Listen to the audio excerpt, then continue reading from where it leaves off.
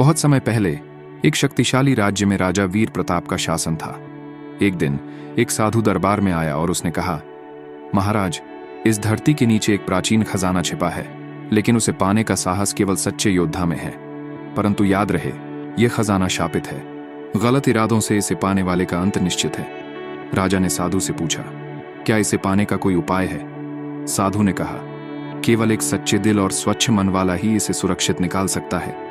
लेकिन इस खजाने का रक्षक एक दैत्य है जो छल को बर्दाश्त नहीं करेगा। राजा वीर प्रताप ने खजाने को ढूंढने का निर्णय लिया। उन्होंने अपने सबसे बहादुर योद्धाओं और मंत्रियों को साथ लिया और साधु के बताए स्थान की ओर निकल पड़े। कई दिन और रातों की यात्रा के बाद वे एक घने जंगल के बीच पहुंचे, जहां उन्हें एक विशाल किला दिखाई दिया।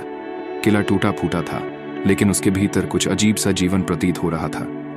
जैसे ही वे किले के अंदर पहुंचे, एक रहस्यमयी आवाज गूंज उठी, जो भी इस खजाने के पास आएगा उसे अपनी परीक्षा देनी होगी। अगर असफल हुए तो मौत निश्चित है। राजा वीर प्रताप ने साहसपूर्वक आगे बढ़ने का फैसला किया। सबसे पहले उन्हें एक भयानक भूल भुलैया का सामना करना पड़ा। उस भूल भुलैया में हर कोने पर जाल बिछा था। एक गलत कदम और मौत करीब थी, लेकिन राजा की चतुराई और धैर्य ने उन्हें उस भूल भुलैया से बाहर निकाला। अगला पड़ाव था एक गहरी खाई, जिसमें एक संकरी रस्सी का पुल था। पुल के नीचे लावा बह रहा था। राजा ने अपनी टीम से कहा, यह परीक्षा मेरी है, तुम सब यहीं रुको। उन्होंने साहस के साथ पुल पार किया। अंत में वे खजाने के कक्ष तक पहुंचे। वहां एक विशाल दैत्य खड़ा था, जिसकी आंखों में आग थी। दैत्य गरजते हुए बोला, अगर खजाने को लेना है तो अपनी सबसे बड़ी कमजोरी स्वीकार करो।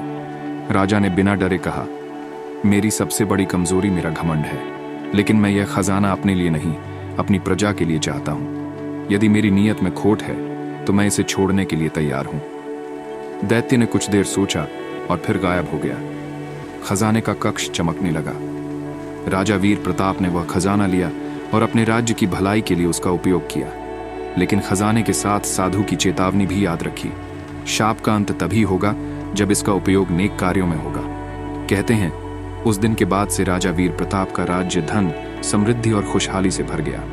लेकिन राजा ने कभी उस खजाने का व्यक्तिगत उपयोग नहीं किया, क्योंकि वह जानते थे कि स्वार्थ का परिणाम विनाश होता है। ऐसी कहानी के लिए हमारे चैनल को सब्सक्राइब करें।